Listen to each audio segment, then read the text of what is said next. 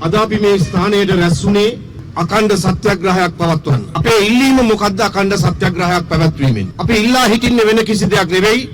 ආණ්ඩුව හිතනවා නම් ආණ්ඩුවත් එක්ක ඉන්න සමහරු හිතනවා නම් ඔය පාස්කු ඉරිදා ප්‍රහාරයේ මහමලෝකාරයා සුරේෂ් සලේ හරි වෙන කෙනෙක් හරි කියලා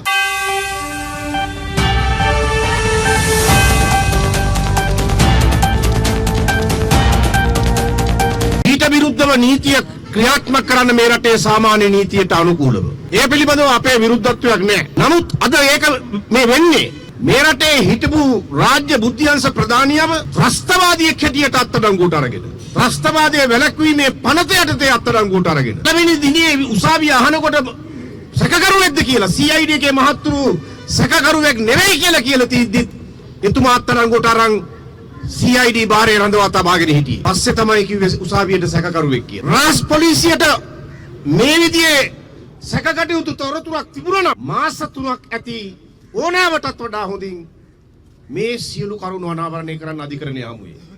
නිශ්චිත පිළිගත හැකි කිසිම සාක්ෂියක් ඉදිරිපත් කරලා නැහැ.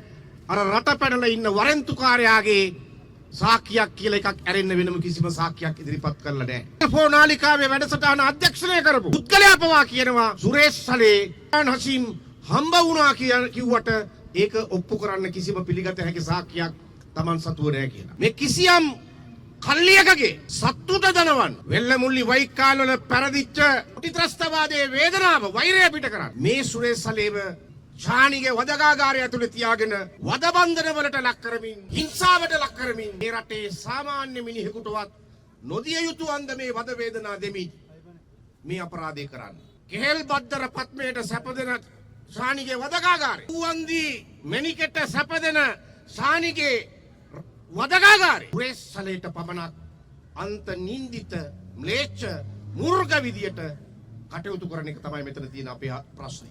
මෙතන මේ පිටකොටුව කියන්නේ බෝම්බ ගොඩක් පිච්චිච්ච තැන පුපුරපු තැනක්. මෙතන පිපිරෙන්න තිබිලා පිපිරුවේ නැති බෝම්බ ගැන අපි දන්නේ නැහැ. ඒව නැවැත්වුවේ බුද්ධ්‍යංශ. කලින් ඒ ඔත්තු තොරතුරු ලබාගෙන ඒ වෙන්න තියෙන හානිය වැළැක්වුවේ බුද්ධ්‍යංශ. ඒ සලේලා එහෙම නවත්තපු මහා ජනසංහාරක පිපිරවීම කොච්චරද කියලා කියන්න අපි දන්නේ නැහැ. අපි දන්නේ පිපුරුපු ඒවා ගාන විතරයි. විරෝධාර රණවිරුවෙක්ව රටේ ජනාධිපතිට අවුරුදු 2ක් ගියානේ රණවිරුව කියන වචනේ කටෙන් එළියට එන්න.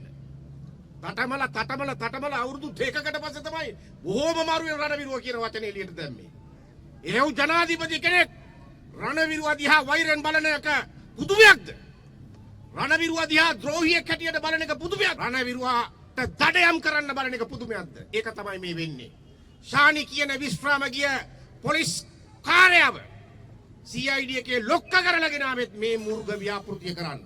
මහත්යෝ පාස්කු ඉරිදා බෝම්බ ප්‍රහාරේ ඒ වින්දිතයන් ගැන ඔහෙලට වඩා වේදනාවක් අපිට තියෙනවා. ජනතා විමුක්ති පෙරමුණේ ජාතික ලැයිස්තුවේ හිටපු ඉබ්‍රහීම් නානා දැන් සැපට ඉන්නවා. එයාගේ රාජසන්තක කරපු දේපල සියල්ල එයාට ලබා දීලා තියෙනවා. එයාගේ පුතු දෙන්න තමයි ගත්තේ. එයාගේ ලේලි තමයි දෙමඩ කොට නිවසේදී පවාගත්තේ. දැන් මේගොල්ලෝ පාස්කු ඉරිදා ප්‍රහාරයට ගෑවිච්චවත් නැති කට්ටිය මේ කොහෙවත් ඉන්න රාජ්‍ය බුද්ධ්‍යංශයට පටලවලා ඉබ්‍රහීම් නානම සුද්ධ කරනවා ජවිපේ ජාතික ලැයිස්තුවේ හිටපු. ඒ නිසා පාස්කු ඉරිදා වින්දිතයන් ගැන ඔයාලට වඩා වේදනාවක් අපිට තියෙනවා. ඒ මිනිසුන්ට සාධාරණ ඉටු කරපල්ලා.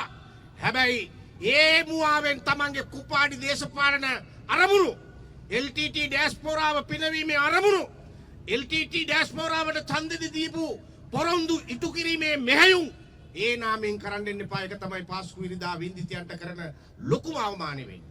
ඒ නිසා අපි ඉල්ලා හිටින්න එක දෙයයි කරුණා කළා ජනාධිපති බලතල ගහලා රැඳවුම් නියෝග ගහලා ශානිගේ වදකාගාරේ තියාගෙන ඉඳන් පරීක්ෂණ කරන එක නතර කරලා කරන පරීක්ෂණයක් රටේ සාමාන්‍ය නීතිය යටතේ ඕන අත්අඩංගුවට අරන් ඕනනම් බන්ධනාගාරගත කරලා සාමාන්‍ය මිනිහෙකුට නීතිය ක්‍රියාත්මක වෙන ආකාරයට ඒ කටයුත්ත කරපළ. අපි ඒකට විරුද්ධ නැහැ. හැබැයි ජනාධිපති බලතල යටතේ ඩීఓ ගහලා රැඳවුම් නියෝග ගහලා ශානිගේ වදකාගාරේ තියාගෙන ශානි කියන්නේ ශානිට මානසික ලෙඩක් ඇති නැත්නම් අර අදෝ මාර්ගයේ බල ඉන්නේ. ඒ වගේ මානසික රෝගියෙක්ට බෙහෙත් තරම් දෙන්න නැතුව මේ රටේ රණවිරුවන්ව දඩයම් කරන්න බාර දීලා ඉන්න තිප්පොළට වදකාගාරයට නැවත සලේ ගෙනියන්නේ කියන සහතිකය දෙනතුරු මේ අඛණ්ඩ සත්‍යග්‍රහය අපි නොනවත්වා පවත්වනවා. යකාටවත් ඒක ආපස්සට හරවන්න බෑ. මේ සටනට සියලු ලක්වාසී හෘද සාක්ෂිය තියෙන පාස්කු ඉරිදා වින්දිතියන්ගේ මරණ ගැන කම්පණය තියෙන ඊමරුමට සම්බන්ධ වූ නිදැල්ලේ හැසිරීම ගැන වේදනාවක් තියෙන මේ රටේ රණවිරුව දිනා දුන්නු සාමය ගැන වටිනාකමක් තියෙන ගෞරවයක් තියෙන ඒ සියලු දෙනාටම සිංහල දෙමළ මුස්ලිම් සියලු දෙනාටම අපි ආරාධනා කරනවා මේ සටන සලේ වෙනුවෙන් වූ සටනක් පමණක් නෙවෙයි රට රැක්ක විරුවන් වෙනුවෙන් වූ සටනක්. ඒ සටන ඔබේ සටන සාමය භුක්ති විඳින කෙලෙහිගුණදත් මිනිසුන්ගේ සටන මේ මුර්ග ශානිගේ වදකාගාරයෙන් සලේව එළියට දාලා නීතිය ක්‍රියාත්මක කරපන් කියන සටන අන්නේ සටන වෙනුවෙන් මානුෂ්‍යවාදී සටන වෙනුවෙන් ඔබ සියලු දෙනාම එකට අත්වල් බැඳ ගන්න කියලා